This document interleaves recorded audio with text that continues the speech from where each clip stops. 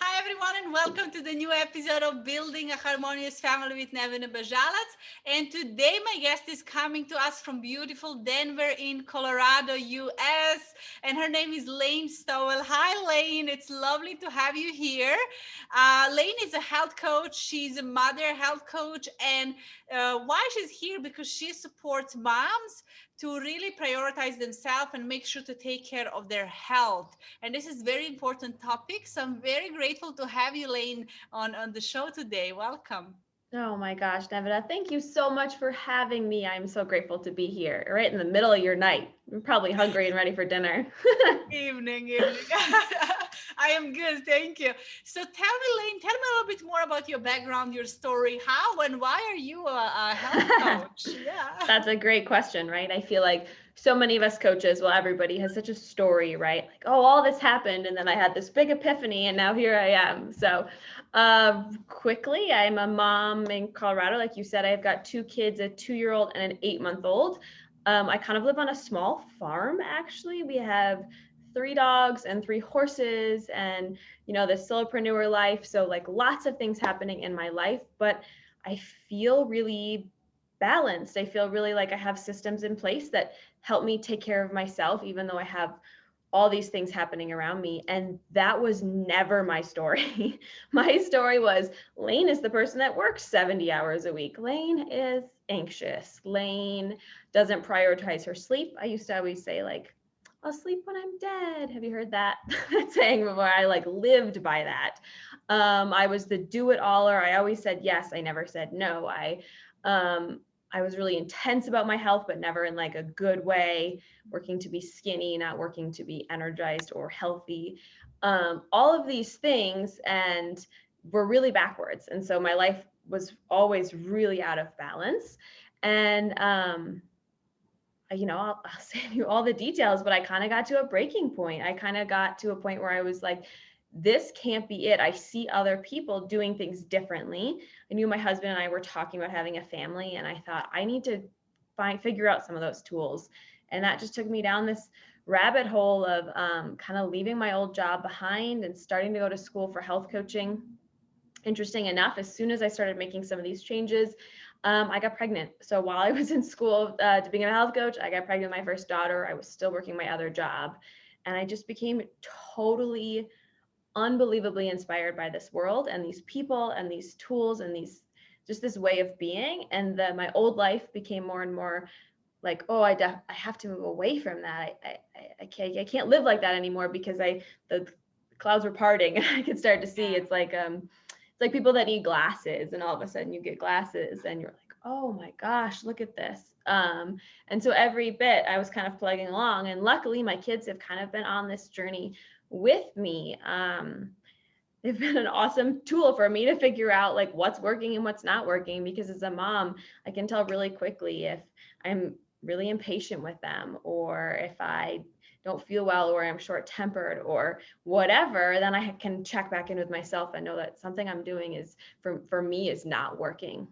Yeah, and yes, they always say that children are actually the best teachers and the mirrors. Whatever is not working, they will show it to us. So I love this. So tell us, how do you support women? You told me you support women, and we're going to go into depth, and maybe you can share some tips and advice so listeners can benefit. What are what actually do you do? Like, how do you support them in Fantastic. health? And maybe I would like actually to start before you tell me that, what are the most common issues that you see in mothers? I would love to know that. Yeah, that's a great question. Not enough time, and Mhm. that's a huge one, and it's a really real concern. I totally 100% understand that. The common answer is we all only have so many hours in the day, and that is true. That is correct. But what I find it comes down to more, how are you structuring those hours, and what is that time looking like, and are you saying yes to too many things that you need to be saying no to, even though we want to do all the things we can't. So not enough time. Food, for like, if we're getting like really nitty gritty, it's really hard for moms to feed ourselves, or to not just eat like what's off our toddler's plate, or to not eat, standing up at the counter or in between things, not prioritizing that time for ourselves. And then also oftentimes seeing it as like this big all or nothing picture, Whereas like if I'm going to be a healthy mom, that means I have to have a gym membership and I have to be there at least an hour a day. And if I'm going to meal prep, that means I need to take those like Pinterest pictures and have like the whole countertop with all the Tupperware, right? Or there's no healthy. And you know what? That's not reality. Oftentimes, like I have to stop in the middle of my workout to breastfeed my son, or my daughter comes, she's 2, so she comes over to me and says like, I pooped. Okay, I have to stop and go change her diaper. But no problem. I still see myself as plugging into these healthy habits that I know fill my cup up, that I know make me feel good. And it's not about this perfection. It's about creating progress and momentum. And understanding that consistency compounds so much more than just waiting for the perfect timing, because you're a busy mom, you're always going to be needed. And so your time is always going to be spread thin. And so learning how to prioritize that time, learning what to say no to, being okay with leaving the dishes in the sink because you're choosing yourself. And then knowing that when you're plugging into it, like your meal prep or your workout or whatever it might be, isn't going to look perfect, but that's not what counts, and that's not what matters. Yeah, maybe going for a walk, start with a small walk. If you didn't have time to maybe go to the gym, then just go for a walk and I believe just enjoying that. I'm in Yes. that place also where I understand that it's not always, I am regular with my exercise, change a lot of food habits. Just earlier I love French fries. Okay, this is my guilty food. I'm vegan, but I love French fries. But what I'm doing is that I will cut potatoes as fries, or buy the cut one, frozen one, and I will bake it in the oven, right? So I don't Mm-hmm. fry it in oil. So in a way you avoid that amount of oil. So it's those small things. It's not about, oh, I Yes. will never eat French fries. No, because then it's too much pain to get away of something you really love. But finding a maybe a different option, building a healthier habit slowly, slowly, slowly. And it's a process. And I really think not being Completely. harsh on yourself. A lot of parents are really hard on themselves. If they miss an exercise, if they eat junk, then we are having this guilt. And that just doesn't give us progress. I think you will agree, right? It just puts us down. Completely. It's that health roller coaster. Oh, God, and I lived on that for so long, is that you deprive yourself or you feel like it has to be perfect. And so it becomes like full force, like I'm starting on Monday, watch out world, here we go. I'm, 1,200 calories, or I'm going keto or whatever. But that's not sustainable, because first of all, that's super boring. Second of all, it's not fun. Don't you want to go out and have wine with your friends? Or maybe you want to sit down and make homemade pizzas with your kids. You should be able to do those things, or eat the French fries, and still also feel your best and feel healthy, and knowing what that means for you specifically, because we're all so unique. And, speaking to your exercise thing, that's such a good point. Oftentimes, especially if you're someone who feels overwhelmed by exercise, I love to approach it in the sense of just calling it movement. Like, how did I move my body today? It doesn't have to be like, did I do a HIIT workout, or did I go for an hour at the gym, or did I lift weights? But like, did I go jump on the trampoline with my kids? Did I go for a walk? Did I have a dance party in the kitchen? Like, movement should be joyful. And while, yes, I do believe there's a time and place for traditional like exercise, but if you're not there, or that's not what's right for that time of your life, just focusing on movement can do wonders for your physical and mental health. And then celebrating the heck out of yourself for showing up. Like you said, moms, we're so hard on ourselves. We go to bed at night and we're like, well, I had this list and here are the 6 things I didn't get done on it, and I suck. Well, first of all, your list probably wasn't that realistic. And second of all, what if we reframed that to, wow, I took the time, I took 30 minutes for myself today, which is something I haven't done in a month. That was worth celebrating. Or, wow, I had mac and cheese with my kids, but I also put some mixed greens next to it. I'm celebrating the positive on my plate. I'm celebrating the fact that I moved my body. Not only is that something that us, personal development junkies and everyone, like, we always talk about that, right? But it actually also gives you a hit of dopamine. So it's those feel-good hormones, the feel-good release that is going to make you want to do it again, which, guess what, is what creates momentum, which is what creates consistency, which is what stops you from the roller coaster and stops you from starting again on Monday syndrome, if we could call it that. Yeah, I think finding, joy, often we have to reach, a very low point with our health sometimes or exercise. And children are there to wake us up in a way. You want to be healthy for your children. You want to have a long life and have this energy to move. They take a lot of energy. So I think just moving and running after your toddlers is sometimes more than enough exercise that you can have. So you should Yes. definitely praise yourself for that. Absolutely. So tell Mhm. me, I would love to know maybe some advice and tips for moms who are unhappy with their body image, especially after having children. A lot of women come and they say, "Oh, I cannot lose weight, or I'm struggling. I don't want traditional diet." It seems like a too much hard work sometimes. What would be your advice, or what is your approach? How do you start with them? So that's a really great question. And, you know, we'll get right into the nitty gritty nuts and bolts, because that's, to me, that's super important. I want to give people the how, not just the believe it and you can do it.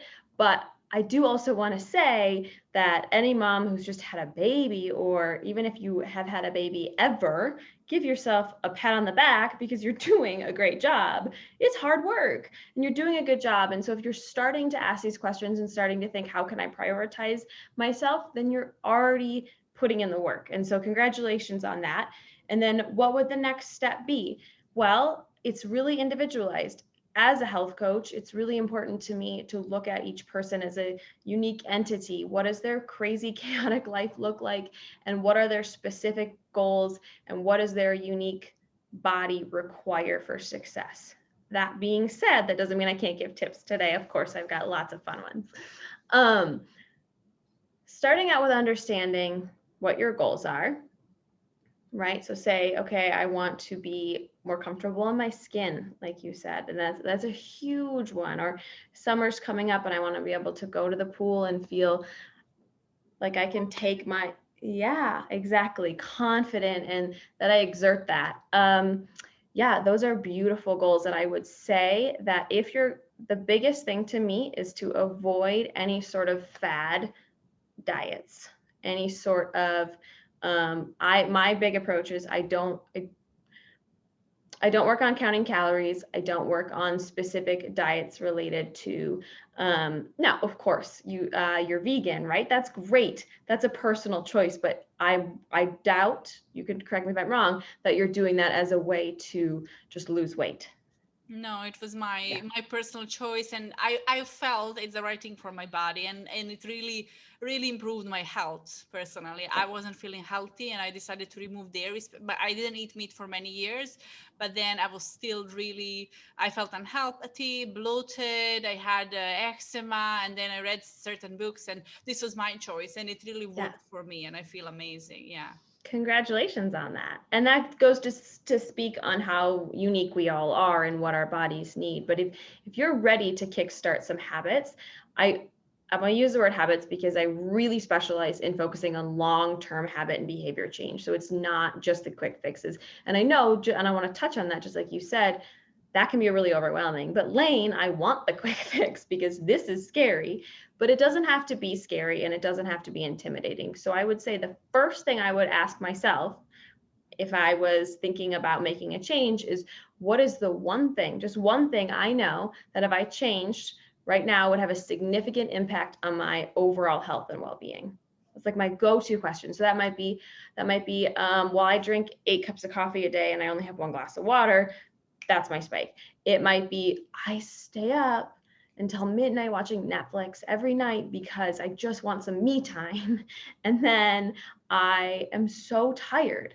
Sleep is such a foundational habit to everything. And so it could be sleep, it could be water, it could be, in the morning, I always eat a bagel or a muffin because it's the quickest thing. And I know that if I were to make a smoothie, it would have a significant impact on the choices I made for the rest of my day or the energy I had. So you want to look for that one, what I call ripple effect habit. So that's the one habit that's going to have the best ripple effect on everything else, not 16 things. Because I know us mamas, right? We got our list, we got our pen. I'm gonna change this. I'm gonna change this. I'm gonna go dairy free, and I'm gonna go gluten free, and I'm gonna run for 5 miles a day, and then I'm going to stretch in the evening, and I'm going to homebrew my own tea too, because why not? Right? Like that's a recipe for failure. So my best advice is to pick one place that your one ripple effect habit, and start there and make it a non-negotiable. Stick to it. Just that one thing. Stick to it like you would an appointment with your boss. Stick to it like you would if you're potty training your child. You don't want them to pee on the floor. Stick to yourself, because that's what matters most. And set up the boundaries and parameters to make it successful. Then celebrate the heck out of yourself for sticking to that. Create that consistency, create that momentum, and then you build on to that. That is creating long-term habit change versus just the quick fixes. Yeah. And I love that you mentioned sleep and rest, because me working with clients and parents, sometimes moms specifically, Yeah. we fix so many things by making sure when they realize they have to prioritize, like you said, to reduce the to-do list, and then have rest, have a nap or have a sleep. You get back your mental clarity. You see things differently. If you're exhausted, if you don't have sleep, then of course you're gonna snap at your children. You're gonna lose your patience. You're gonna feel anxious. You're gonna have a headache, of course, because your body is telling you that there is something you need to focus on. So I love that you mentioned that, and it's really true. It's so crucial, and something I totally undervalued for years, and I've seen so many mamas and entrepreneurs completely undervalue, because what did we say in the beginning? People's main problem is we don't have enough time. So where do we take our time back? From our sleep. But it's backwards. I highly, highly, highly recommend getting 7 to 9 hours of sleep, and watching how, if you're not getting that, start there. You're looking for a tool for today, start there, because that's an amazing ripple effect habit, either positively or negatively. Look, if you get enough sleep, all of a sudden you wake up and you're thinking, I don't maybe need as much of that coffee, maybe just a little, and then you're going to drink some more water. And then, okay, now I have the energy to get that workout in or go for that walk. And then now I'm not looking for those feel good, comfort, pick me up foods, the quick instant snacks that make us feel good in the moment, right? Because when we're tired, we know we reach for those more, right? Yeah. Um, it's a ripple effect, and it can ripple positively or negatively. And then it's the same with your kids. Look, now I'm putting them in front of the TV, which, by the way, there's no shame in putting your kids in front of the TV. But if you're so run down and you're feeling like, I wish I wasn't doing that as much, prioritizing your sleep is key.